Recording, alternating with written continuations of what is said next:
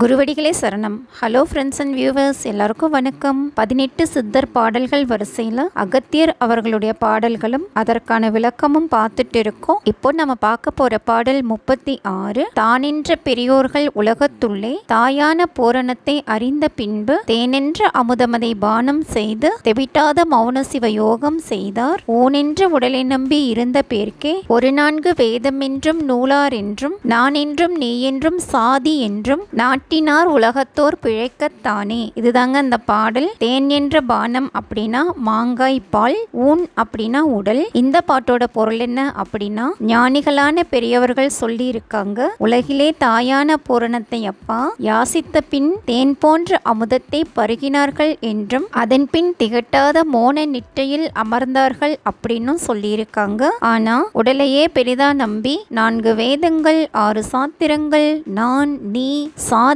பாகுபாடு இப்படியே பிழைச்சிட்டு இருந்தோம் அப்படின்னா இந்த திகட்டாத மோன நிட்டை பத்தி அறிய முடியுமா அப்படின்னு கேட்டிருக்காரு. இதுதாங்க இந்த பாட்டோட பொருள். அடுத்தது பாடல் 37. பிழைப்பதற்கு நூல் பலவும் சொல்லாவிட்டால் பூரணத்தை அறியாமல் இறப்பார் என்றும் உழைப்பதற்கு நூல் கட்டி போடாவிட்டால் உலகத்தில் புத்தி கெட்டே அலைவார் என்றும் தழைப்பதற்கு சாதி என்றும் விந்து என்றும் தந்தை தாய் பிள்ளை என்றும் பாரி என்றும் உழைப்பதற்கு சொன்னதல்லால் கதிவேறு இல்லை உத்தமனே அறிந்தோர்கள் பாடினாரே. இதுதாங்க அந்த பாடல். பாரி அப்படின்னா மனைவி அப்படின்னு அர்த்தம். சோ இந்த பாட்டோட பொருள் என்ன அப்படின்னா, தாங்கள் பிழைப்பதற்கு நூல் பலவும் படைக்காவிட்டால் பூரணத்தை அறியாமல் மேலோர்கள் சாவார்கள் என்றும் உழைப்பதற்கு நூல்களை உண்டாக்கி வைக்காமல் சென்றால் உலகில் மூடராய் வாழ்வார் என்பதற்காகவே இவற்றை உருவாக்கினார். அவரவர்கள் சிறப்பாக வாழ்வதற்கு சாதி என்றும் சுத்த மாயை எனவும் தாய் எனவும் தந்தை எனவும் மனைவி எனவும் இவர்களுக்காக உழைக்குமாறு இதை பாடி வைத்தனர் அப்படின்னு சொல்லியிருக்காரு. இதுதாங்க இந்த பாட்டோட பொருள். அடுத்தது 38வது பாடல். பாடினார் இப்படியே சொல்லாவிட்டால் பரிபாடே அறியார்கள் உலக மூடர் சாடுவார் சில பேர்கள் பல நூல் பார்த்து தமை மறந்து படுகுழியில் விழுவார் சாவார் வாடுவார் நாமமென்றும் ரூபமென்றும் வையகத்தில் கல் செம்பை தெய்வமென்றும் நாடுவார் பூரணத்தை அறியா மூடர் நாய் போல குறைத்தல்லோ ஒழிவார் காணே. இதுதாங்க அந்த பாடல். பரிபாடை அப்படின்னா புரியாத மொழி, மூடர் அப்படின்னா அறிவற்றவர், சாடுவர் அப்படின்னா இகழ்வர், நாமம் அப்படின்னா பெயர், ரூபம் அப்படின்னா உருவம், வையகம்னா உலகம், பூரணம் அப்படின்னா இறைவன். சோ இந்த பாட்டோட பொருள் என்ன அப்படின்னா, இந்த மாதிரியா பாடினதை சொல்லாவிட்டால் புரியாத மொழியினை உலக மூடர்கள் புரிந்து கொள்ள மாட்டார்கள். சில நூல்களை புரிந்தவர் சிலரை பார்த்து சில நூல்களில் சொல்லப்பட்டதை வைத்து சிலர் சாடுவார்கள். அப்படிப்பட்டவர்கள் படு பாதாளத்தில் விழுந்து மாளுவார்கள். தெய்வத்தின் பெயரென்றும் உருவமென்றும் உலகிலே கல்லையும் செம்பையும் வைத்து வணங்குவார்கள். இப்படி வணங்குவது மூட நம்பிக்கை என்று பெரியவர்கள் கூறினாலும் அவர்களையும் சாடுவார்கள். இப்படிப்பட்டவர்கள் நாயை போல குறைத்தே மாய்வார்கள். அதனால் பல நூல்களை படித்தும் இறைவனை கல்லிலும் செம்பிலும் வழிபடுதல் எந்த வகையிலும் பூரணத்தை அறிவதற்கு உதவாது அப்படின்னு சொல்லியிருக்காரு.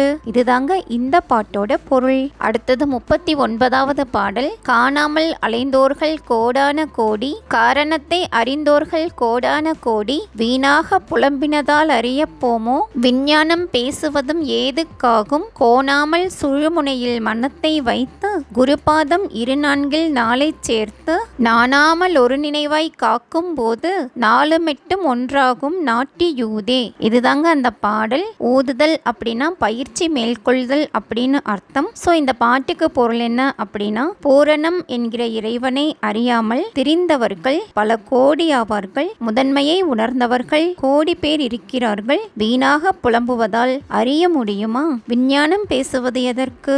மாறுபாடு இன்றி மூக்கு நுனியில் அதாவது சுழுமுனையில் மனதை வைத்து சகஸ்ராரம் அதாவது குருவின் பாதத்தில் 2 நாளும் சேர்த்து கலங்காமல் ஒரு மனதாய் காக்கும் போது 4 8 ஒன்றாகும் பயிற்சியை மேற்கொள்க அப்படின்னு சொல்லியிருக்காரு. பிருத்திவி, அப்பு, ஆப்பு, தேயு, வாயு இவை 4. பிருத்வி அப்படின்னா மண், அதாவது 8 கோணம். மேற்சொன்ன 4ஐயும் 8ஐயும் இணைந்து பயிற்சி செய்க. சுழுமுனையான மூக்கு நுனியில் மனதை வைத்தால் மனம் அடங்கும் என்பது இந்த பாட்டோட பொருள். இதையெல்லாம் தெரிஞ்சுக்கணும் அப்படின்னா கண்டிப்பா ஒரு குரு அவசியம். ஆர்வமோட இருக்கிறவங்களுக்கு அகத்தியரின் ஆசிகளோட ஒரு நல்ல குரு அமையணும் அப்படின்னும் வேண்டிக்கிறேன்.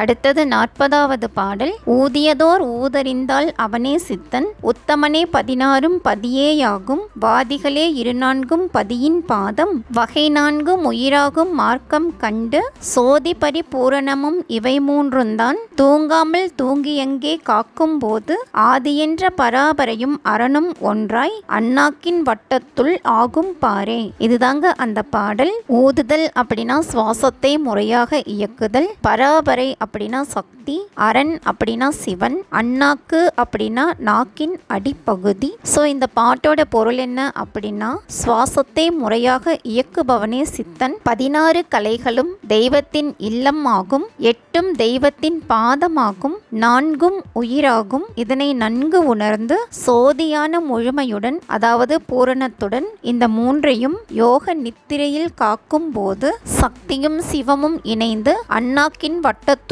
இயங்கும் பார்ப்பீராக. இந்த முறையை பயில முதலில் பிராணாயாமம் பயிற்சி மேற்கொள்ள வேண்டும். சுழுமுனை சுவாசம் நடக்கும் போது சுப செயல்கள் செய்யக்கூடாது. சுவாசிக்கும் காற்று சிவமாகும், உட்செல்லும் காற்று சக்தியாகும். சுவாசிக்கும் காற்றும் உட்செல்லும் காற்றும் பூரணமாகும். யோக நித்திரை என்பது தூங்காமல் தூங்கி சுகம் பெறுவதாகும். சுழுமுனை சுவாசம் நடக்கும் போது சமாதி மட்டுமே செய்ய வேண்டும் என்பதுதான் இந்த பாட்டோட பொருள். என்ன ஃப்ரெண்ட்ஸ், பாட்டோட பொருள் உங்களுக்கும் தெளிவாக புரிஞ்சிருக்கும்னு நினைக்கிறேன். மீண்டும் 9வது வீடியோவில் சந்திக்கலாம். தேங்க்யூ.